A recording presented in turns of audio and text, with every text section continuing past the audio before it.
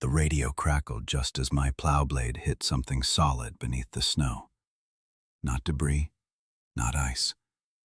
Something that gave. Unit 12, Dispatch said, her voice thin with static. you're being rerouted. I eased off the throttle and glanced at the GPS. The county map glowed steady on the dash. Every road accounted for, every route marked. I've been plowing these hills for 11 winters. I knew them better than my own driveway.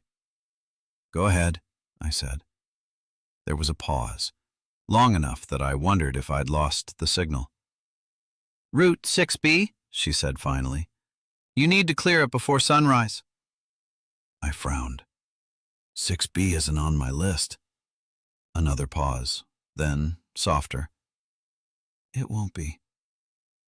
The turnoff appeared less than a mile later, just a gap in the trees where the snow lay smooth and untouched, like no one had driven it yet. No sign, no reflector posts, just darkness folding inward. Anything I should know? I asked. The radio hissed. Then, don't stop the truck. If the road narrows, keep going. And when you reach the turnaround, don't look back. I laughed once, sharp and nervous. You're messing with me. No, she said. We don't assign the same driver twice. The plow blade caught again as I turned onto the road, scraping down to bare asphalt that shouldn't have been there. My GPS blinked, recalculated, then went dark.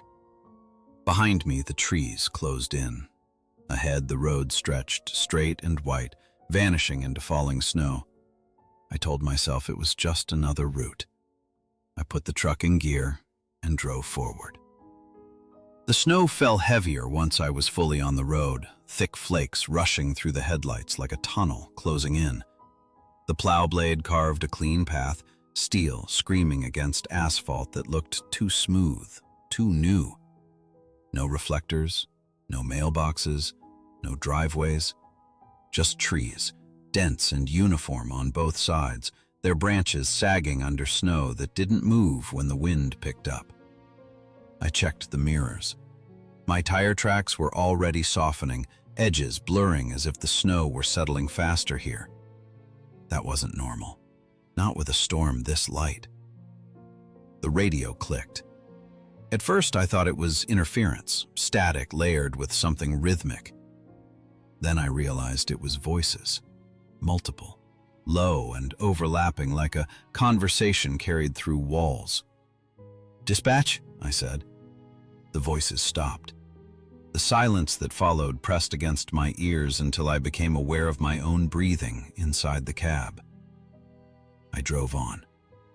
A mile marker emerged on the right, half buried. I leaned forward, squinting. 5. That didn't make sense. Route markers always counted up, not down. I passed it, telling myself it was an old forestry sign, misplaced, forgotten. 2 minutes later, another marker slid into view. 4. I checked my speed, same as always. The road felt longer now, stretching ahead no matter how far I went. In the rear-view mirror, the headlights showed more road than they should have. Straight, white, endless. The radio crackled again, faint this time. Still on the route. I didn't recognize the voice. I reached to adjust the volume. That's when I noticed the tracks beside mine, running parallel. Too deep, too wide, and keeping pace. I told myself the tracks were old, logging equipment maybe, something heavy that had passed through before the storm. But they were too clean, too sharp, pressed deep into the snow like whatever made them hadn't sunk at all. They ran beside my plow path, just beyond the reach of the blade, keeping pace. I sped up. The engine growled, the cab vibrating as the blade bit deeper. The tracks stayed right there, matching my speed without drifting or fading. Then something thudded beneath the truck. Not a rock, not ice. A single, deliberate impact, like a fist wrapping the underside of the cab. I swore and eased off the gas, heart hammering. The plow blade scraped free, sparks flashing in the dark. I leaned out of my seat to check the side mirror. The tracks were closer now. I reached for the radio. "Dispatch, I've got—" Static cut me off. Then her voice came through, clear and calm. Too calm. "Almost done, Benjamin?" I froze. No one at dispatch called me that, not ever. "How do you know where I am?" I asked. Another pause, longer this time. "You're right where you're supposed to be," she said. "Just keep the road clear." The trees leaned in tighter as the road subtly narrowed, snowbanks rising where there hadn't been any before. My headlights caught movement between the trunks, shadows shifting against the snow, never fully resolving. I forced myself to look forward. In the mirror, the road behind me had changed. The tire tracks were wrong. They weren't from a plow anymore. They were narrow, uneven, and they stopped exactly where my truck had been moments before, like something had been following on foot, and stepped aside when I passed. The radio clicked once. "Don't stop," dispatch said softly. I didn't. The road narrowed without warning. One moment there was room for the plow to breathe, snowbanks set back just enough to keep me comfortable. The next, the walls of snow pressed in tight, tall and smooth, rising higher than the cab windows. The blade screamed as I adjusted its angle, metal scraping dangerously close to the sides. That's when the sign appeared. "Turn around." It leaned at an angle, half buried in snow, the lettering faded and uneven, wrong somehow, like it had been painted by memory instead of hands. I didn't remember seeing it on any county route. I didn't remember seeing signs this old anywhere. My hands tightened on the wheel. "Okay," I muttered. "Okay." I eased off the throttle and began the turn, the truck's tires crunching against packed snow. As the cab swung around, my headlights swept across the snowbanks and caught shapes. Not faces, not quite. Impressions in the snow walls, as if bodies had pressed into them from the other side. Long limbs, bent joints, too many hollows where eyes might have been. I snapped my gaze forward, heart slamming. The rule echoed in my head, clear as if someone had whispered it into my ear. Don't look back. The engine stalled. Everything went silent. No wind, no radio, no hum of the heater. The dashboard lights dimmed, then went dark. For 3 full seconds, I sat there gripping the wheel, certain that if I turned my head even an inch, I'd see something standing in the road behind me. The engine roared back to life on its own. The radio crackled. "Good," dispatch said. "Now bring it home." I put the truck in gear and drove forward, never once checking the mirror. The road felt shorter on the way back. Too short. The snowbanks pulled away from the cab, retreating just enough to make the lane feel open again, but the sense of compression didn't leave. My headlights showed the same stretch of road over and over, like I was driving through a loop that kept resetting just ahead of the plow. The radio came alive without warning, not static. Voices. Clear, overlapping chatter, call signs, weather checks, tired jokes traded between drivers on long shifts. I recognized them. Men I'd shared coffee with. Men who'd trained me. One voice cut through the rest. "Unit 12, you seeing this storm?" My stomach dropped. That voice belonged to Harris. He'd rolled his plow off an embankment 6 winters back. They never found him under the snow. I reached for the radio, then stopped myself.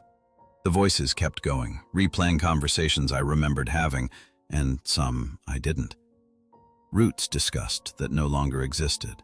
Mile markers that didn't line up with any map. Snow began to fall harder, thick and heavy, pressing against the windshield. The heater struggled, air blowing lukewarm at best. Frost crept along the corners of the glass, blooming inward like veins. Ahead, headlights appeared. Another plow truck coming toward me. Relief surged through my chest until I saw the number stenciled on its side. 12. My number. The truck passed without slowing. The cab windows were dark, no driver visible inside. In the mirror, it was gone. The radio clicked. "You're almost clear," dispatch said. "Just keep the path open." I swallowed and drove on, afraid to ask who the road was really for. The snow thinned without warning. One moment, the windshield was a white blur. The next, the storm simply stopped. The road ahead opened into a familiar intersection. County sign, reflector posts, a blinking caution light I'd passed 1,000 times before. My GPS chimed and lit up, rerouting like nothing had ever been wrong. Dawn bled slowly into the sky, pale and weak, turning the snowbanks gray. I pulled the plow blade up, hands shaking now that the silence had settled. "Unit 12 to dispatch," I said. My voice sounded older. "Route's clear." She answered immediately. "Confirmed," she said. "Route 6B is complete." I waited for more, a joke, an explanation, anything. Instead, she added, almost casually, "Did you notice any new tracks this year?" My grip tightened on the wheel. "What kind of tracks?" Another pause. "Different," she said. "They change sometimes." I looked at the intersection behind me. There were tire tracks, sure, my plow, clean and familiar. And beside them, already softening in the early light, were deep impressions leading back into the trees. Too narrow for a vehicle. Too many. The radio crackled once more. "Good work," dispatch said. "We'll log you off the route." The line went dead. I sat there until the sun fully cleared the horizon, watching the snow erase the last of the tracks that didn't belong to me. When I finally drove away, the road behind me looked like it always had, like nothing had ever been there at all. I asked about Route 6B the next day, not directly. You don't survive county work by asking questions with sharp edges. I started with the maps, paper ones, rolled and yellowed in the planning office. Every route was accounted for. A through F. No 6B. An older supervisor noticed what I was doing. He didn't ask why. "Only shows up in the snow," he said, tapping ash into an empty coffee cup. "Used to lose drivers before we started plowing it." I waited. "Storms bring things down from the hills," he continued. "Cold keeps 'em slow. Roads keep 'em moving." "What happens if it doesn't get cleared?" I asked. He met my eyes for the first time. "Then they find their own way out." I wasn't assigned Route 6B again. I learned that much quickly. New drivers were rotated in during heavy storms. One run only, no repeats. Anyone who asked too many questions got shifted to day work or encouraged to retire early. Last night, the snow came down hard again. I sat in my truck listening to the radio as a new voice crackled through, young, uncertain. "Dispatch, I've got a turnoff here that's not on my map." The line went quiet. I took my hand off the mic. The rule isn't written anywhere, but everyone learns it eventually. You don't interfere with the route. You just keep it clear. If you're still listening, take a second to look out the nearest window. Check the road, because some paths don't exist until conditions are right. And some jobs only matter when no one else is watching. If you enjoyed this story, leave a like. It tells the algorithm this road is worth clearing again. Subscribe to Campfire Horror Stories for more long-form horror about forgotten jobs, unmarked places, and the quiet rules that keep worse things contained. And let me know in the comments, would you have taken the route? Or would you have turned around and looked back? Stay safe out there. I'll see you on the next shift.